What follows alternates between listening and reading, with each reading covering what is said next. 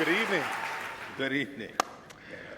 One of the things I enjoy doing and that we have promised one another on occasion before, and I have been reluctant to make it happen, is for me to have the opportunity to sit at the feet of the great activist, Percy Green, one who has provided remarkable leadership in our community and for our nation for over 50 years. That's awful kind of you. Thank you. Thank you. So in order to let me get to know you a little better and let others get to know you a little better, I'll ask you a couple of quick questions. First and foremost, in 50 years worth of activism in America against racism, you had to gotten locked up a couple of times. How many times have you been arrested? Over 100 times. Over 100 times. I think I remember you saying That's that. in a 20-year period. Yeah. Of course. So you say you were averaging 4 or 5 times a year. Yeah, that's right. Yeah. Favorite color, red, black, or green? Red, black, and green, all three. Why all three? They represent the motherland. Absolutely. So we talk about the motherland, we talk about the black freedom struggle, which you helped to guide and to guard for more than 50 years. This year, we see the 55th anniversary of that iconic action where you began to engage in community around minority inclusion, to scale the arch in what many would have seen as a critical action, but also something death-defying, if you will, to fight against minority exclusion from this government project. Yes. 50th anniversary of the St. Louis rent strike that goes along 9 months, withholding rent across the city, inspiring people across the country with your compatriots Gene King and Ivory Crockett and Reverend Buck Jones, yes, to give an example to folks across the nation about how housing is working. And then you didn't stop there. A few years later, the early 1970s, McDonnell Douglas, who fires you because you're black. Yeah. And you raise the case around employment discrimination. So these three stools: minority inclusion and participation, employment inclusion and opportunities, and of course housing. 3 legs of the black freedom struggle that you fought for then. Yes. Why the economic pieces? Why those 3 legs of the stool? Well, the economics will cure a whole bunch of problems. Poor people, and especially black people, are not poor by choice. It had to be a situation and circumstances that created that. And so therefore, myself and other members of my organization at the time, that organization by the name of Action, felt as if that the only way that we can eliminate the problem to some degree is to make racism a liability rather than an asset. And therefore, that's why we began to engage in civil disobedience, disruption, disrupt, disruption.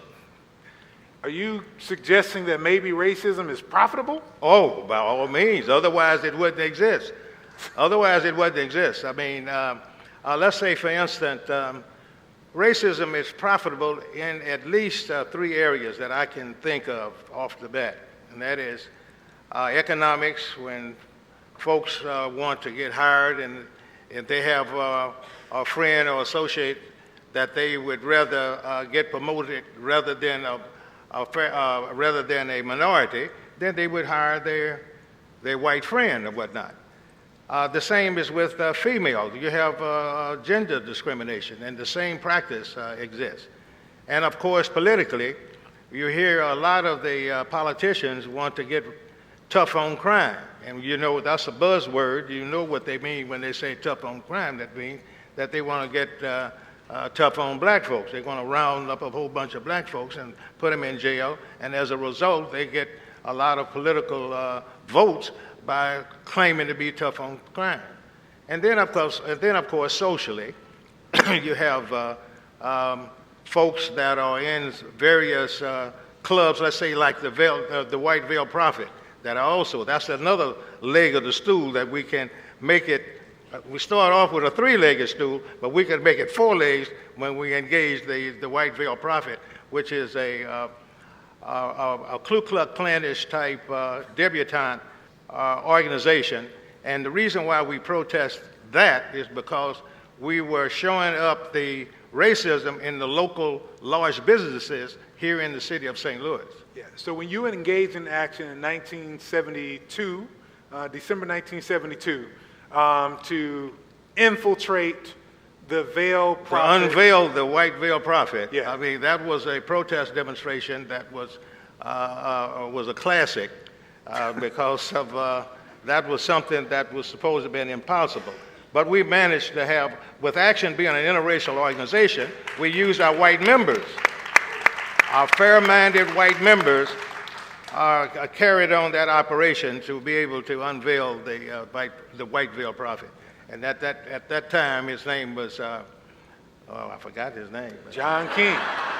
John King, I think it was, who's a vice president for... Monsanto. Yeah. Yeah.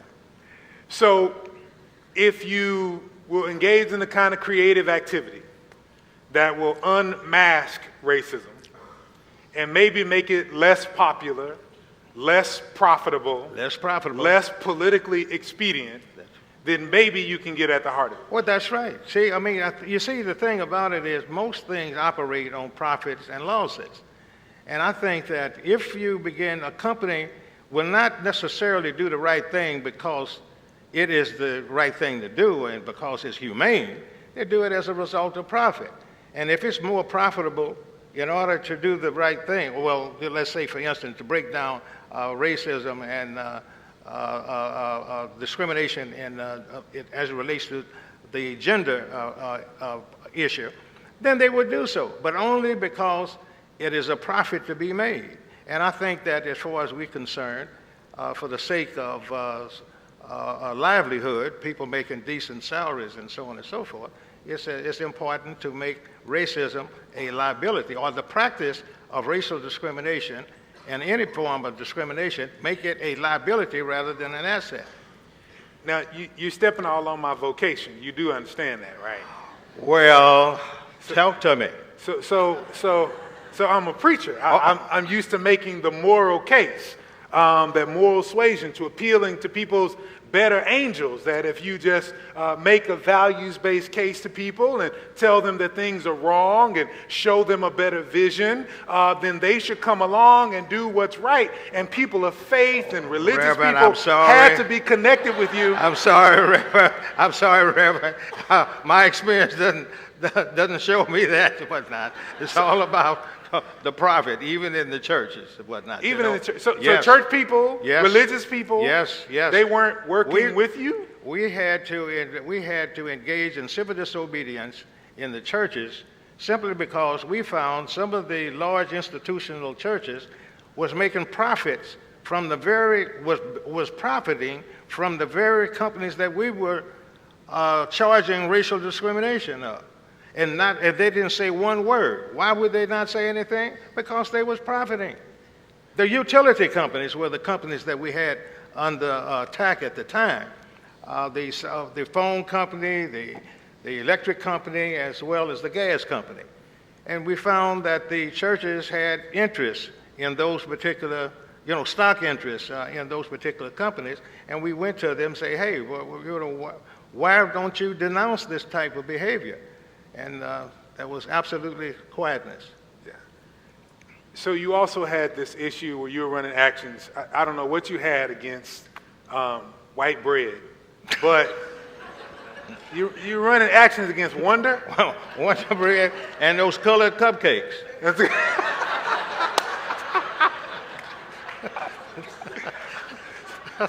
Yeah.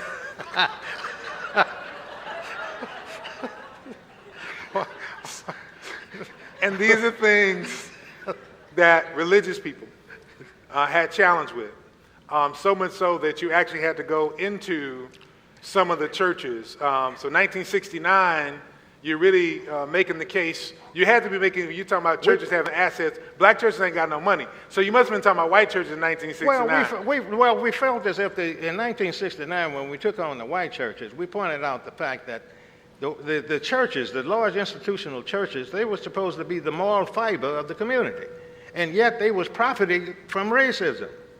And then, of course, we spun off of that in 1970. We took on the Negro churches and of the largest ones. And we felt as if that they were supposed to represent the moral fiber in the black community, and yet they were not, they were not protesting anything. Yeah. And then, of course, they were not encouraging their church members the value of voting. At least if you don't do anything else, go vote. Yeah. But instead, they don't do that, And the minute, and we pointed out, and so in order to, and we felt as if that, when it's convenient, you always find people claiming as if things are colorblind. Now, in the black, these Negro churches, they had statues that were all, had the white figurines, the figures, you know what I mean? Mm-hmm. And then, of course, as a demonstration, as an act of civil disobedience, we went in and on Sunday and we started painting them black. And that created a stir in the church. They wanted to arrest us. Then they've said that we were going to be, it was blasphemy, whatever that term they use when you would do things that is not ungodly. Uh-huh. And then, of course, they went and got an injunction to prevent us from coming back into the church. Yeah. How dare you paint the Afro-Asiatic Palestinian Jewish dude black rather than white? How dare you? How dare you? So you come into this work, you're fighting corporate establishment, you're fighting to bring those who should be being a moral suasion through religion into the battle in the life of the churches. In many ways, and you, of course, you continue to work with labor, for labor, to advance labor unions and labor organizing as well. Yes, like you take, for instance, I mean, right now we're dealing with the $15 an hour, the livable wages. I mean, that is something that we were fighting for back in the early 60s. We were fighting for more and better paying jobs for black males, especially black males at the time, because we were talking about the family structure, the black male being the chief family breadwinner. We felt as if that if black males at the time was allowed to have decent paying jobs, then of course that would allow for the black male to be the head of his household and thereby generate respect not only from his partner, his wife, and as well as the children. But during that particular time, black males were restricted from having decent paying jobs, which is why we took on the utility companies, because you don't have to be a rocket science in order to learn how to install a telephone or to read a meter. I mean, these are decent paying jobs where a man or a person could raise their family. Yeah. They would generate the type of income where they could raise their family. Yeah. So as we talk about that, we also begin to get into some of the issues. So a lot of what you're talking about, for whatever reason, sounds familiar to me. Yeah. I didn't live 50 some odd years later. 50 some odd years later. So as we think about the black freedom struggle today, we think about anti-black racism, not keeping anyone else out of that, recognizing that there are intersections of sexism, homophobia, that there are other folks who discriminate against people who are differently abled. We recognize all of those things. What would be your three-legged stool today? If in the 1960s it was minority inclusion on contracts, it was employment and employment discrimination, it was engaging to make sure that people had affordable, livable housing, what would be the three things that we need to be engaging in creative resistance around today? Well, I would say the things that we need to focus on most of up to date would be still economics. I'm still tied to economics. I think that if people were making a decent salary will cure a whole bunch of problems.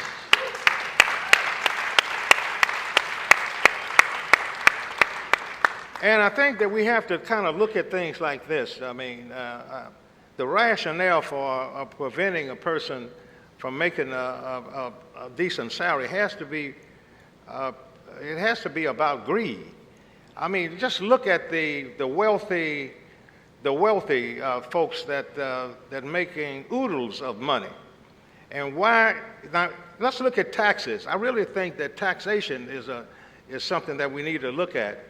If the rich was paying their fair share of taxes, then I think that there is a high probability that there would be enough revenue that will filter into the cities and government to do a lot more things than they are able to do now, based upon the fact that they claim that they don't have enough money.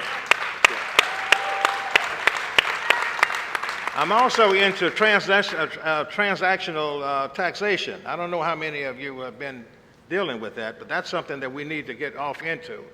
If the people, if they were forced to pay taxes on those transactions, look how much money would be generated throughout the whole entire country or whatnot. But right now, no taxation is being applied to those transactions. So I think that we need to really put some pressure on that whole entire that institution that is going on there. And I think that if we do that in the proper fashion, I think that we can generate a whole lot of funds that we're not getting. Yeah. So I got to get this in because this is last minute here, but I got to have a little bit of Bible study, and I go. I go to the Bible and I see systems of oppression, and I see captivity of people, and I see that creatives are taken out of community when others want to oppress them.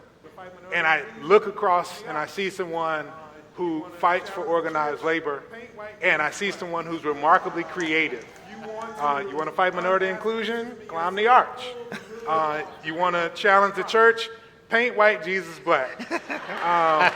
You want to unmask racism in your city? Pull the hood off the veiled prophet. Yeah. Creative action. Yeah. Okay. So I want you to give us a couple of ideas, or maybe one idea, for creative action of civil disobedience today in the spirit of Percy Green. Oh my goodness! Why would you give me that task or what now? Great googly moogly. What I would like to, at least for right now, I would like for us to think in terms of the very least that we can do, and that is to turn out the vote to get rid of this character that we have in.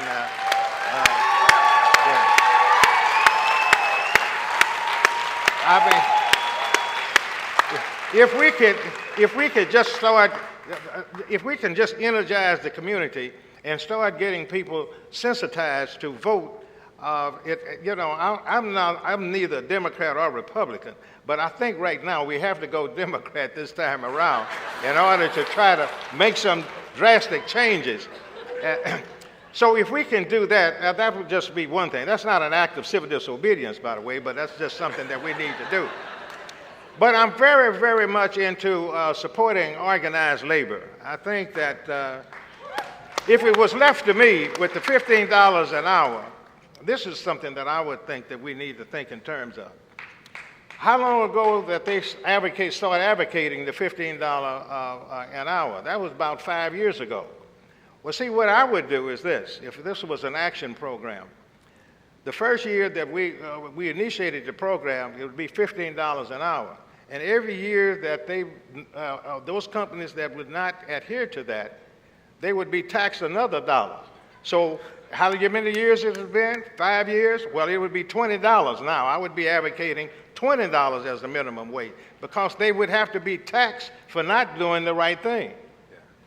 $1 a year.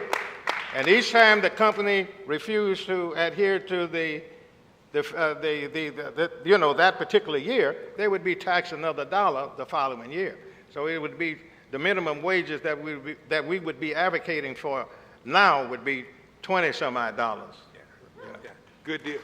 Dr. King said years ago, what we need right now are transformed nonconformists who are creatively maladjusted. For 50 years, we have one in our community who has been creating that kind of transformation because he is creatively maladjusted. We ought to appreciate him for the entire world. Mr. Percy Green. Okay, thank you. Thank you. Okay.